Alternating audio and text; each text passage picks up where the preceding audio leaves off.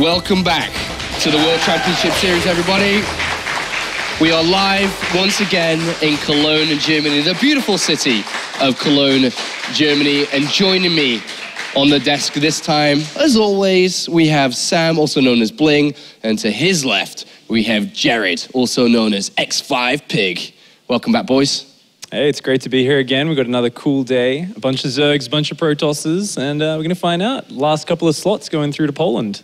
Last couple of slots, that's right. We have 4 players or 4 positions open over the next couple of days. But before we jump and look at that, let's take a closer look at the tournament format. For some of you, the World Championship Series has been happening over the last couple of seasons, but we're nearing the end as the round of 32 only has 2 groups remaining, G and H, before moving through to the season finals in a couple of weeks, where we'll go and play with the 16 best players in Season 3 of the Premier League, where we'll crown eventually the Season 3 champion. Joining the likes of Poldra, Polton Hydra, I guess Poldra makes sense. Joining the likes of Poldra from Season 1 and Season 2. But it's not only about moving forward to Poland, there is also, of course, a lot of prestige on the line for these players.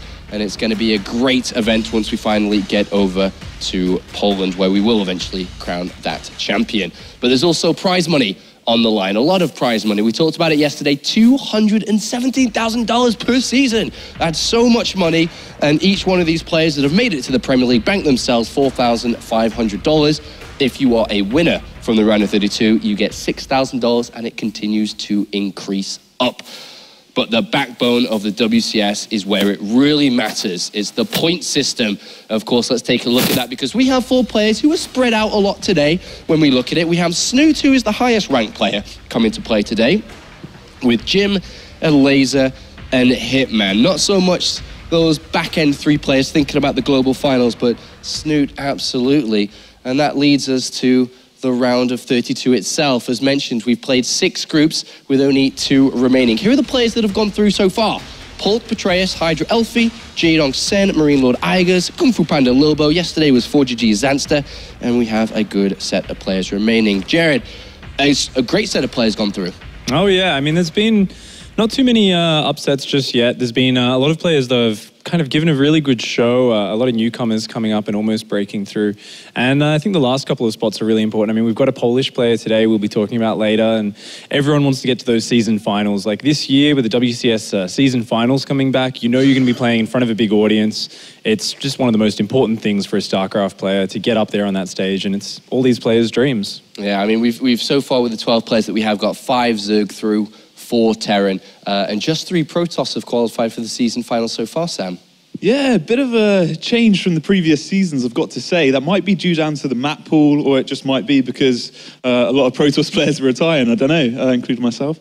But a lot of the Terran and Zergs have been stepping up their game because they were struggling in the previous seasons. So maybe it's down to that, maybe it isn't. Who knows? Well, it leads us to today, where we have a fight between Protoss and Zerg. And an interesting group. We have 2 experienced players of the WCS going against 2 newcomers per se. Of course, the Lasers played for the 2nd time, but more importantly, for a lot of people at home, we get to reveal Hitman. Let's take a closer look at today's group.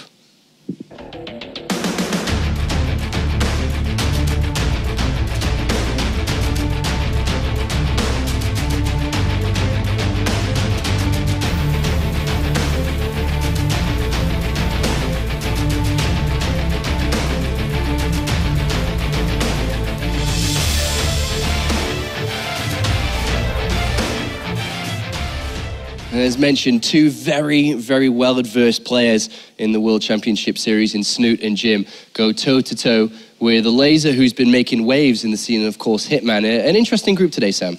Yeah, it's an interesting group because obviously we've got Jim, we've got Snute, the big kind of crowd favourites, we've got a Laser, an up-and-coming player, and then we've got Hitman, who everyone's kind of talking about because they don't really know too much about him. So is he going to make a splash? Is he going to go out straight away? Is he going to kind of perform and shock us all? Who knows? Well, what are you thinking about when you look at this group and the set of players that we have today? You know, like you said, there's those 2 veteran players, but both of them haven't had the best time lately. It's not like they're in massive slumps, but for Jim, you know, there's some, you know, hasn't been performing in the last year outside of China. He's still, you know, winning championships there, but he used to be this real hero, 2014, 2013. So he's looking to kind of get back up there. Snute had a rough season last season going out early. So you've got two veterans who are kind of looking to make sure they can establish, where I'm still at that level.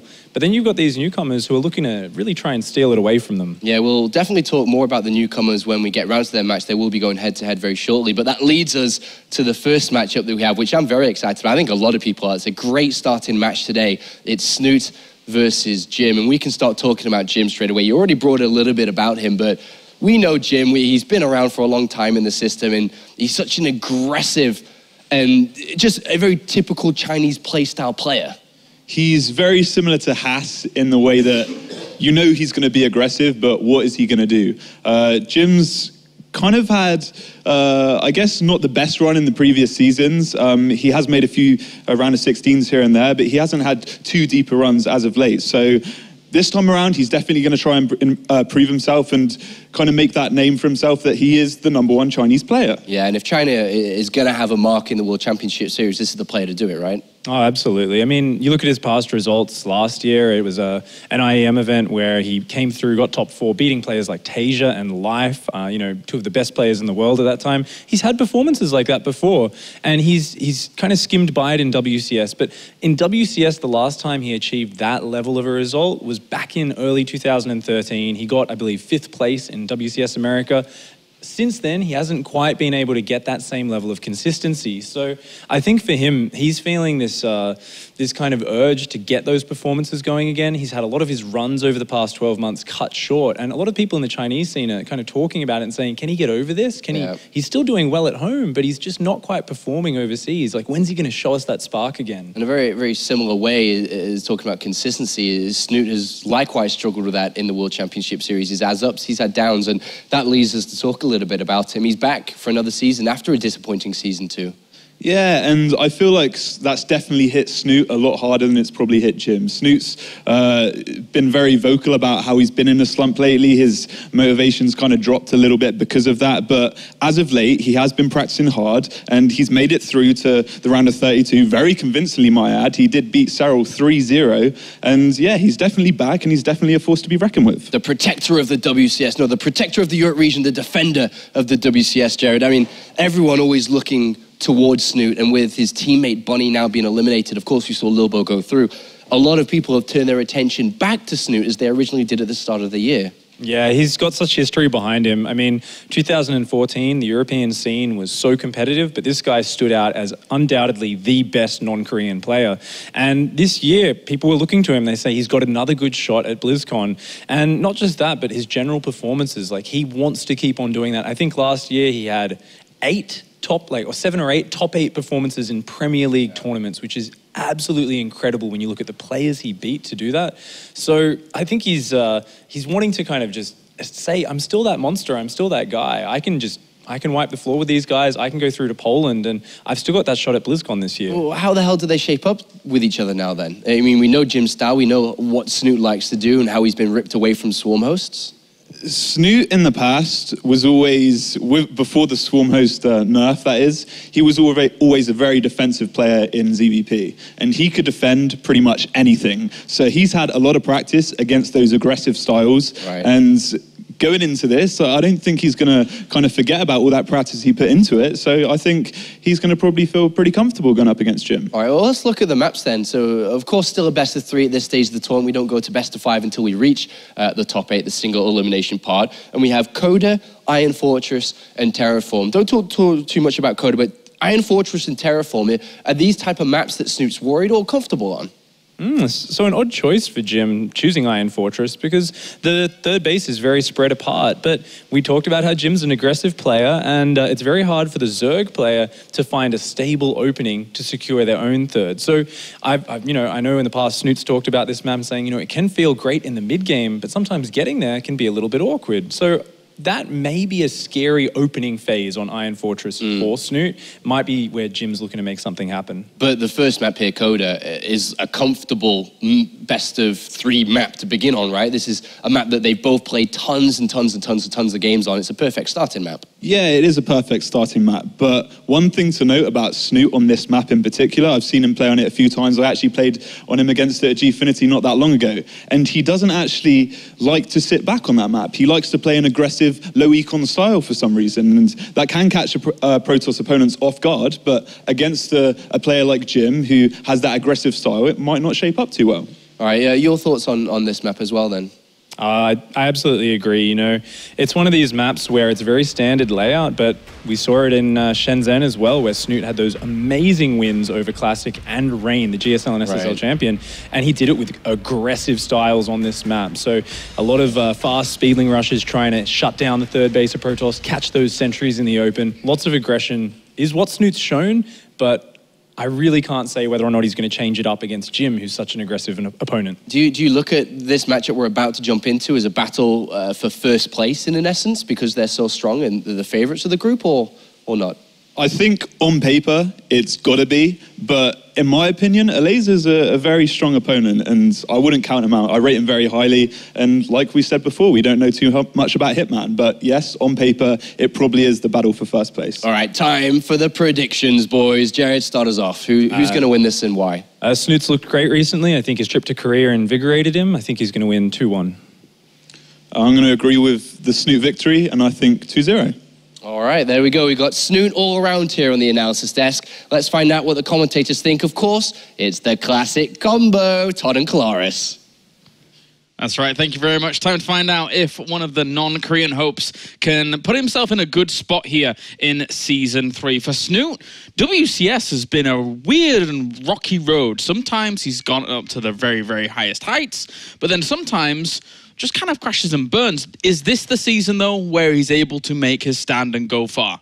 I think there's definitely the potential for it, but at the same time, he's definitely a lot more low profile as of late than the one guy that was considered undoubtedly the best foreigner at the time a while back. So it's definitely one of the good ways here. He could come back and try and, I guess, regain some of his old form in regards of that. And it's going to be interesting to see him clashing against someone he probably doesn't have too much information against here in Gym. Yep, that's for sure. Likewise, Hitman on the other side. You know, the Protosses here that we have in this group, quite the wild cards to say the least, as we do get into game number 1 here between Snute and Jim on Coda. To figure out who is going to be moving on to the winners match, as we have spawning up to the top left-hand corner, representing Invictus Gaming, it is Jim.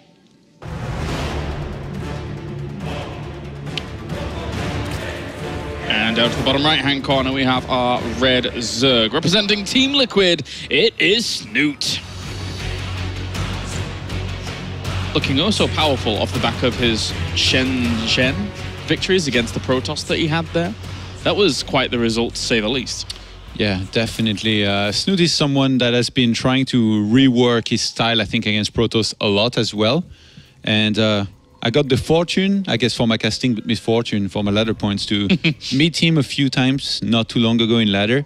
And there is this one build that he did twice where if you go into a third base as Protoss kind of, you know, passively, or you don't try to be super aggressive with it, and then he's on 3 bases, he will pump out a lot of Hydralisks and Zerglings, go into a few Mutas to kind of make you believe that it's going to be a Mutalisk transition, but then goes right back into Hydralisks with upgrades out of one single evolution chamber with a +2 missile. And then he hits the timing with a lot of Hydralisks that killed me both times in my case. So I really wonder if he's planning here to use a similar build against Jim.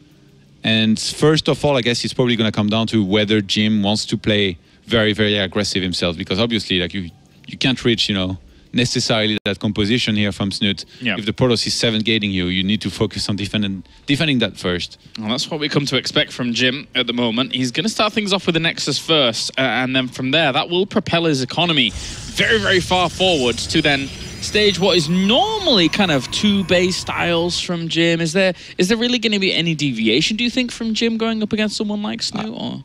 I wouldn't say Jim is one of those guys that do those as much 2-base as, say, for example, like a Haz or even like all of these guys. You know, like there is different classes of cheesy Protoss. As funny as it sounds, you know, there is like the level, you know, let's say it's from 0 to 10. Like the level 10 cheesy Protoss will like never go up to more than 44 probes. It's always going to be a 7-gate or an Immortal all-in or like DTs into Blink all-in, whichever one. Jim, I would rate definitely as something like maybe like, I don't know, 6 or 7. You know, like he likes to be aggressive, but I don't think in necessarily always the cheesiest of ways. And he definitely knows how to take a 3rd base, how to take a 4th base, even though he's going to be focused on a lot more around aggression, what he's going to be doing. A lot of what Snute was doing when it came to his Shenzhen games was trying to be aggressive himself to try and stop the Protoss before they were getting up to stuff. But of course, those were two different Protoss. Those were two Protoss in Classic and Rain that did look oh so powerful during those days. It's interesting, by the way, the build of Jim. He took one single gas first, fully seeing that there was no gas from Snute. He knew that there is no reason he needs to quickly wall off at his natural. So he's just going to take that gas a little bit later here in his case. In the main, where Snute is going to be delaying those gases himself. I really hope that Jim plays it, I would say, like, you know, not committing on 2 bases and then goes into a 3rd base, and that we see Snute doing the build that I talked about with the Hydralisk, and then a bunch of Mutalisk, and then the +2 missile attacks mass Hydralisk, because I think it's really hard to stop, in particular the first time you play against it. You know, like, in my case, I think that I've had a lot of time to kind of think about how to counter it, and next time I play against it, I will do a lot better. But I feel like the first time you play against it, it's really hard to read into what's happening properly, that I feel like you're going to lose almost every single time. And in this case, Jim's going to drop down a Robo here in the corner of his base. This pylon was a big indicator. He wanted to maybe put something over there. Yeah, rarely you actually see one there, and it was actually spotted at that pylon's position. So technically, if Jim is reading, if Snute is reading into that, he might be able to come back in later. But for Snute, sat around 1,500 points at the moment in WCS. There is still a shot that he could make BlizzCon, and we all know that Snute is pretty tenacious about results, and we all know that he is hungry for it. So it's going to be very interesting to watch and see how the remainder of the year is going to develop here for a non-Korean hope. Yeah, absolutely. Jim, though, well, what does he want to go here for with this? Usually when you get sentries like this early on, it's going to be a Prism rather than quick Immortals that you go for. And in this case, nope. It's going to be an Immortal started pretty quickly here by Jim. This not getting spotted by Snute here. He's probably still a little bit suspicious of what's happening here right now, because he knows that from somebody like Jim, it can be really tough to hold this kind of attack. So Snute, I feel like a lot of the time, if like he had spotted something a lot more standard, you know, like both gases on natural already being taken, and just if he was playing someone that he knows likes to take a 3rd base and go into +2 and Blink, I think he would have probably tried to rush for Hydralisk instead of dropping down the World Shrine like he is now. I think Snute is kind of feeling probably what's happening right now already. Yeah, I mean, a lot of Zergs have played against this kind of build a lot of times. Roaches are already in production here. Jim is gearing up for something very aggressive with extra gateways being added on. He does see the lip of them with just a few of these Overlords. And from that is a big, big total of gates. So I think we're about 7 or 8 gates now. 7 or so, I think. Yeah. I think Snute, he's read this very well, because also usually he gets a Spore blind, because he doesn't like to sacrifice his Overlord near the Protoss base. It's like a very specific thing to him. So usually he just kind of like drops a few Spores, like one in the natural, one in the 3rd base, and he's like, okay, if there is an Oracle, I'm going to be completely safe. DT, same thing. But in this case, he didn't even do that. He was so sure that this was going to be some kind of ground attack that he said, I don't even need to drop down these Spores. I'm just going to mass units, and whichever attack it is that's coming for me, I'm going to make sure that I can defend it with enough army. And I mean, we already see Snute at 100 supply against 68, so I think he's in a pretty good position to potentially hold this. Like the sentry count as well is not high at all. Mothership Core was made pretty late, and you want to attack as soon as possible with this, so I think it's going to be one-time warp that Jim's going to have to work with. Yeah, and that might leave him in a bit of a bad spot. I mean, it's going to be difficult here going up against a Snute who is very well prepared for something like this with the amount of units that he's actually got coming out. As for now, we just need to bide our time and wait for a moment here, as we do have a few of our observers that are going to drop, and then we will be getting right back into the game. But not the most important one, though. Funka is still with us. Oh, thank God. Oof. That is close. That is close, for sure. But it looks like they are dropping, and we will be getting back into the game right now. So let's jump back on in here to game number 1 on Coda between Snute and Jim. And already Jim is moving out. Lings are going to be able to spot that pretty soon. If Snute could bait some force fields, he'd be in a great position to start defending this around his natural and third base. He's got no crease spread, but he's got so many units. He's actually going to set up here for an attack from behind with some of his roaches, which already could do a lot of damage, because this is just before Jim starts warping in more and more stalkers here, and his firepower is going to increase. So if Snute was to engage now, even though he's going to lose a lot of roaches and links, if he can trade against these sentries... Yeah, the roaches are getting really up close to this, and he's going to be able to focus down some of those sentries very, very quickly. That is a lot of investment here from Jim going down the pan. With the links even getting onto the Immortals as well, there's no more force fields to be able to shut those off. He might be able to get a kill or two.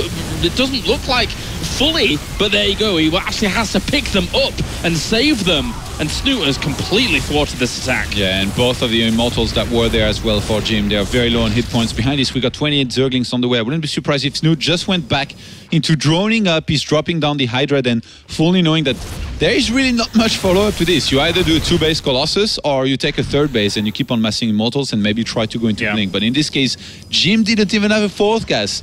He's in so much trouble. Even rebuilding his sentry count is going to be so hard. Having saved his Immortals, he's nice, but I don't think it matters all that much in this situation. They're going to be so weak if they ever get focused down through to the shields, and look how close they are to actual death. Oh, what was Lings decide to sacrifice themselves there momentarily. They did on their own.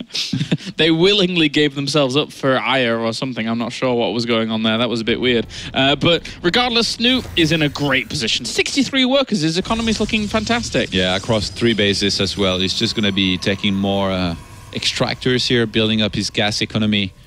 And behind this, like I said, you can't really transition out of this. Usually you either try and take a 3rd base somehow. It's probably one of the worst choices, actually, or keep on doing a 2-base, either with more Immortal and Sentries, which usually is probably the #1 thing you want to try and do, or going into Colossus. But in this case, Snute is so confident that he even drops down Infestation Pits and Evo Chamber already, even though all he really needs is mass units. If he gets force fielded, they're dangerous. Yeah, the force fields are such the linchpin. These roaches, yes, sacrificed, but if you look at how this army composition here from Jim, there's 0 stalkers there. Yeah. So every time this army gets poked at, zealots may die off in open areas. It's absolutely up to the force fields to make this work for Jim somehow. Snute is going to wait basically forever down this ramp for Jim to move down to finally engage into him, but he actually lets him move down without setting up the pre-concave. I don't think it matters, though. Yeah, the army is just too huge here, I think, for Snute. He's trying to come in on the right-hand side. The force fields have actually been pretty fantastic here for Jim to keep things behind, but there's no more zealots to buffer for this army.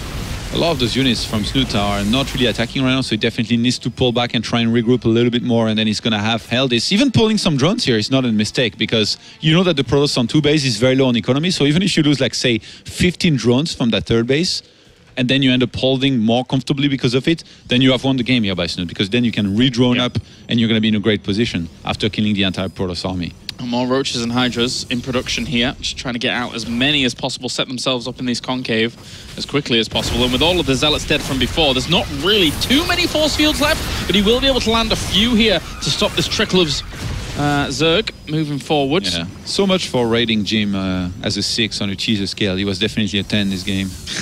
he's doing what he can at the moment, and for a Protoss, usually this never ends. This is do or die, basically. He will stick around at the front for a while. It's funny how Jim took another gas, by the way, but never mind it up until now. He just started resaturating this, probably thinking he needed more minerals, I guess.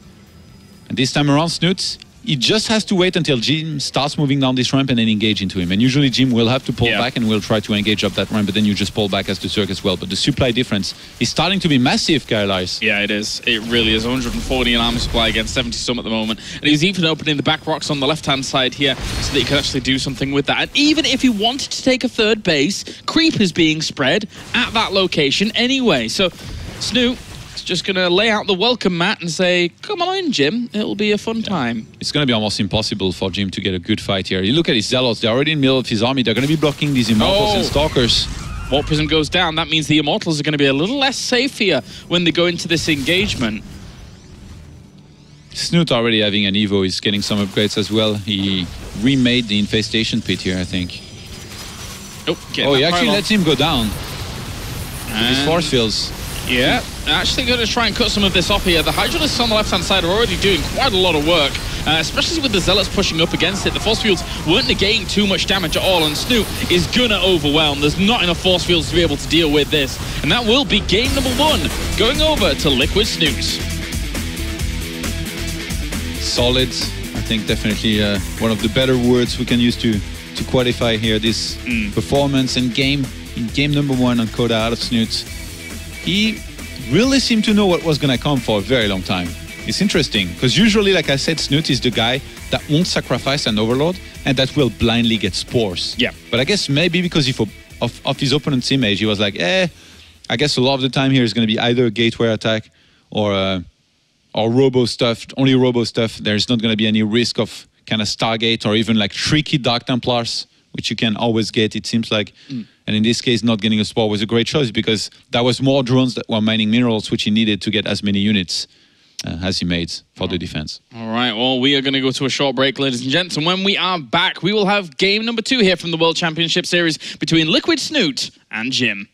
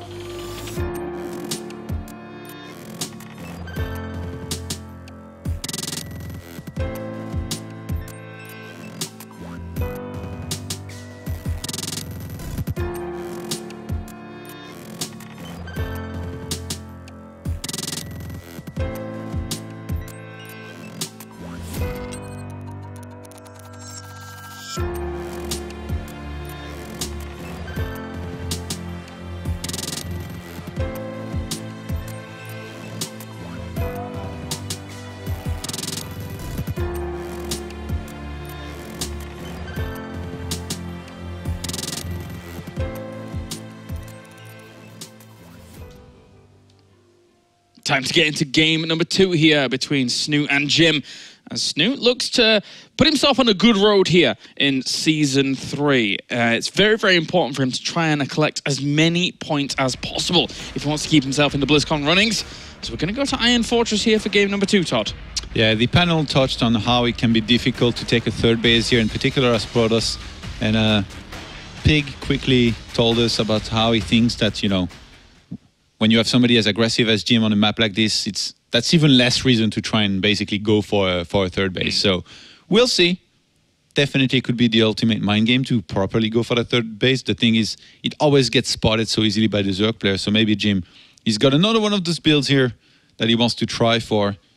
Snute so far has looked pretty good in the defense of, I think, whatever you want to throw at him. The previous game, the read that he got was really, really nice. And I could definitely see the same thing happening if Jim was to try for another aggressive 2-base build. Now let's get into it. Game number 2 here between our Chinese player Jim and, of course, Mr. Norwegian Snute. As we have spawning up to the top right-hand corner, it will be our blue Protoss. Representing Invictus Gaming, it is Jim.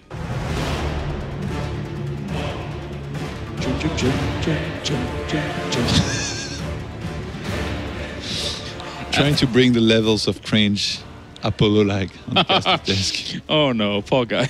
Anyway, spotted at the bottom left-hand corner, we have our red Zerg representing Team Liquid. It is Snute.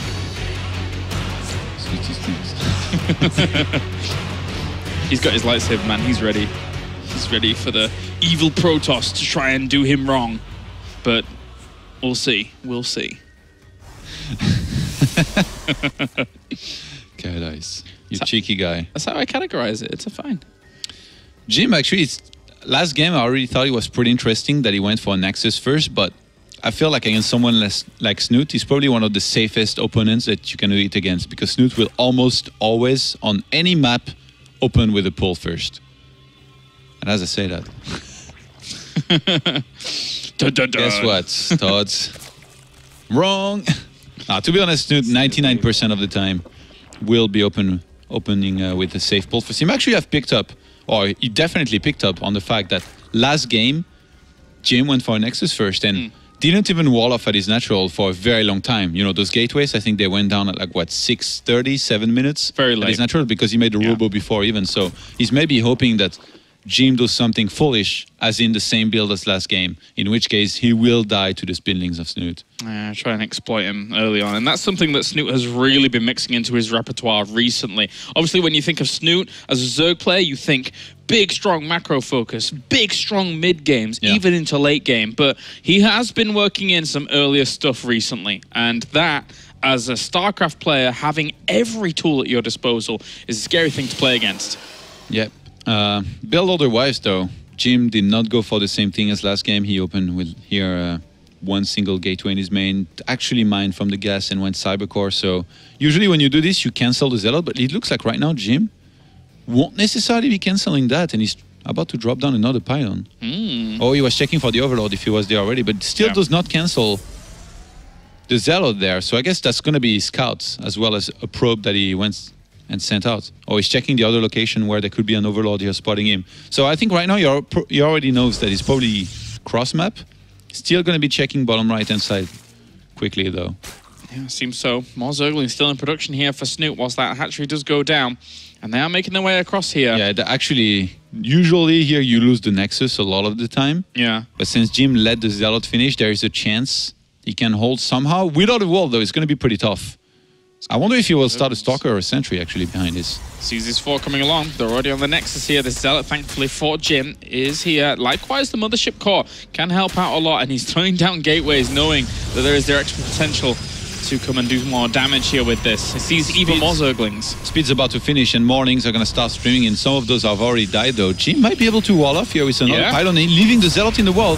Oh, it doesn't start an additional pylon to wall quickly enough. Speedlings are here, so they will be able to try and bust through this. They're even going to go from this pylon on both sides here, knowing that more Speedlings could be easily along. He's going to try and deny the probes from getting down there to be able to do anything about walling off once again. The Mothership Core is working away at these Zerglings, but Zerglings alone, oh, they really want that sentry, so got to be careful about that. And Jim is now walled off and a natural with his Zealot there as well. He's got a sentry in the main. He's going to be able to get rid of the Zergling, send that to the natural. So he's defended, it looks like. Snute behind this. He's still getting links somehow. He still wants to come into this. He wants to try and take down the wall. The sentry's going to get surrounded in the main. Oh, if he can kill that off, that would be fantastic. Even if he forces the force field out, that's great, because now he can't throw that down in this main wall. And there's no more sentries actually in production at the moment for Jim. This is a disaster here. Oh no, it's going to break through.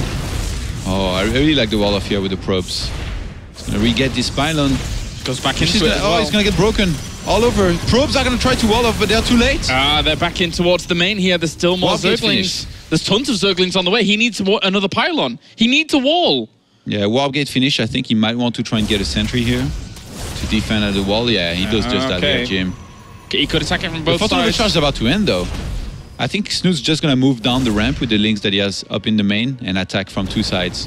As photon overcharge ends, Snute needs to do more. The walker count is even here. It's 18 to 18. I don't like this swap in here.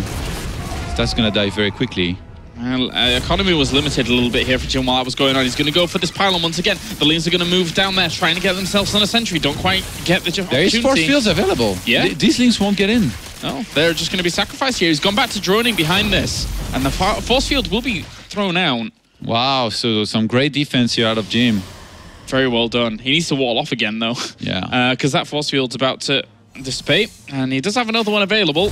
He knows that the economy of Snute is really weakened by this as well, and Jim already has a probe across the map that's just kind of sitting there. So if he wanted, he could just like rebuild his probe count a little bit and then do 3-gate pressure with hidden Zealots over there if he wanted to. Surely that's what we need to see from Snute now, though. He needs to be able to sniff out if there was a probe that got out, where is it, and how is he able to shut down? It's actually going to come in now and get the scout, which eventually will be found. That's a big tell here, that he does not want to be as aggressive. Yeah.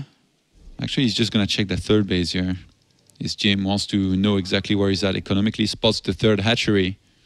But Snute, It's found. with his eagle eye, spotted the probe on the minimap probably, and just going to be able to come back here and kill that off. So, situation at this point is 42 drones to 30 probes. Snute is in a, I guess, great position. Even though this was defended, Jim lost a little bit too much, I think. Lost 10 workers in total during all of that. Which is not a big number, but during all of this, he wasn't making more probes. Yeah, whereas exactly. Snute very easily could go into more drones himself. Yeah. How does the resources lost actually look here at the moment? 1,000. Okay, so slightly even, of course, but Snute has been mining more. He's now got his third base up. He'll be rocketing up to 60 workers and then probably just sitting around on that for a while to deal with whatever Jim is going to throw at him. Look at Snute's read as well. He's like, I'm playing against Jim. I did a lot of damage. He's kind of stuck on 2 base with the low economy. What is he likely to do? Well, probably some kind of 7 or 8 gate. Drops down the roach quite early, and he's already getting roaches. Yeah. He's not even going to wait until he sees something. And in this case, there was even another gateway dropped here. So it's going to be the good old 8 gates here by Jim. A complete all-in. Wow. Snute, he made quite a few drones. He's on 57 against 39, but as long as he only makes units from now, I think he should be okay. And where's the probe to actually help this warping in? In the middle of the sentries. Oh, okay. So very important that he's able to get those pylons going up slowly throughout all of this. Roaches are continuing to pile on out here, as is the layer. He would love to have roach speed against this. Won't have time for the initial assault, though. Yeah, Jim is going to need some of the best force fields of his life here to somehow make this work. You should never underestimate this amount of sentry. That's the thing. Even though Snute's getting a lot of roaches right now and there isn't that many stalkers, it's 9 zealots, 4 stalkers, 6 sentries against 17 roaches without speed. But Lair's about to finish. Yeah. And that's the problem with And this. remember that Snute already has speed. He can reinforce with a lot of speed links into the fight. That is true. That is true. He doesn't have that many stalkers in this composition, so it's up to the zealots to actually get pinned up against this. Here, as we go into Snute's first-person view now, he's going to bring those reinforced roaches to the front here. Gets a few of them caught in that, though, against the zealots. This is potentially a good opportunity here for Jim to try and get something done, but the roaches are all over the place. And he's out of energy. He's got no more energy. Oh, no. Gets surrounded by the Zerglings. Snute's getting so many units to try and stop this. Those sentries are going to start dying. There's so many roaches left over. So many roaches, not enough zealots to be able to buffer those at all. And that is going to be huge death going down onto this Protoss army. Not really much you can do about it at all. The roaches just push up against these stalkers, and you can see him focusing down some of those as well before. But now he knows that the numbers are overwhelming. The mothership core goes down. That's going to be GG. And Snute will be victorious here up against Jim. And that is the 2-0, moving him on to the winners match here in our second to last group of the round of 32. Every viewer was victorious here. We saw the victory screen because it was first person, guys. Yeah. Get it? That was fantastic. I was enjoying that a lot. I almost felt like I was half as good as him for a second. Almost. He's quite the wizard when it comes to being able to take these engagements, and just the sheer amount of power and pressure he had in that kind of concave. You can throw down all the force fields you want, but when you're a Protoss caught in the middle there, taking the engagement there, you spend all those force fields almost instantly. It's funny because, like, looking at Jim Sorry's point of view, when he started force fielding those roaches, he was probably like, hell yeah, a few free roaches. Yeah. And then he saw the other chunk of army coming from behind. He was probably like, oh God, no, please no. And then there was nothing he could do already. Just a perfect read by Snute, which is, if you're Jim here, I don't think you're going to be very happy with how it just went, because you just played against somebody that's completely soul-read you. I'm not sure you know what to call it, but like completely saw through you and saw what you were going to do with minimal scouting. I didn't see any overload being sacrificed here. Snute just from scouting at the front, seeing like a few sentries and stuff, he was like, that's probably going to be a gateway all-in follow-up, right? Makes a bunch of units and defense. And same thing in his first game. Very well done there by Snute. He moves on to the deciders match here for our second to last group of the WCS round of 32. But for now, let's head over to the analysis desk. Snute, son of Asgard, takes the first victory of the day, 2-0 versus Jim. And as you pointed out, you know, he's well practiced in the defensive Zerg style, and it shone through for him today. Yeah, it looks like he went into that really well mentally prepared, and you know, it looked like he kind of anticipated exactly what was coming his way, and he had the right answers for it. It was really clean, and I think that's one of those games where it shows, or a series which shows preparation. And it shows the preparation has worked exactly as planned. And that's a great confidence boost for the rest of the day. Yeah, for sure. I mean, going up against Jim, it's a kind of hit or miss series. Like, you never know how well he's going to play and how well you're going to be able to play against kind of that volatile style that he does play. So the fact that he's able to pick up that easy 2-0 win, in my opinion, he's got to be feeling good going into the next series. All right, well, we do have a replay for you guys back at home, and it's map number 1 when the Immortal push came and Snute was able to deal with it. So, boys, take it away. All right, so Jim, of course, was going for some fast aggression. Now, Snute, he was kind of telegraphing, anticipating this, and you could tell from his build order because he stopped at 55 drones. He spotted the lack of the third gas from Jim, so he kind of knew there was something coming his way. He wasn't sure what, so he said, you know what, I'm going to go for a big Roach Ling army. I'm going to delay my lair, delay any sort of tech units, and notice there, the Zerglings see the Protoss army coming forward, and he's already splitting these Roaches around the north side. What he wants to do is he wants to get on top of this army from multiple sides before extra sentries warp in, before more Stalkers and Zealots warp in to buffer for these Immortals. And look at that, just closing in from both sides, catching him before the additional warp-ins get there. And what can you really do as a Protoss when you get caught off like this, Sam? You can recall, that's the only thing you can do. If you start losing your sentries and using all of those force fields, you're going to be in a completely dire situation going in towards the next stage of this attack. So the fact that he actually lost all of his sentries there, all of his energy, having to pick up those Immortals and retreat back to his base, is never a good sign to be in on the Protoss side. All right, thank you very much, boys. Great look at that replay, and it just kind of explains how well he was prepared. He knew exactly what was coming, he knew exactly how to deal with it. Do you think that Snoot's going to continue that trend for the rest of the day? He knows his opponents, they're not as strong per se as Jim, or not meant to be as strong. You think he's going to be going in a very similar way? I think it's Snoot's style. He's the master of preparation. A lot of other players look up to him because he's the guy. He'll find the hidden VODs, he'll find the ladder accounts of his opponents, and he's just so smart about it, making those adjustments with his build. So I think whoever does go into that winners match against him has to watch out for that, but they're probably already going into it, maybe anticipating that, maybe expecting it, and they may throw some curveballs, but knowing Snute, he's kind of that rock solid guy. If he's not sure what you're going to do, he's going to swap into that defensive mode, and we're going to see a very different style to what he showed here against Jim. All right, thank you very much, gentlemen. We are going to go to a very quick break, and when we return, Hitman makes his debut in the World Championship Series, going up against the youngster, Laser.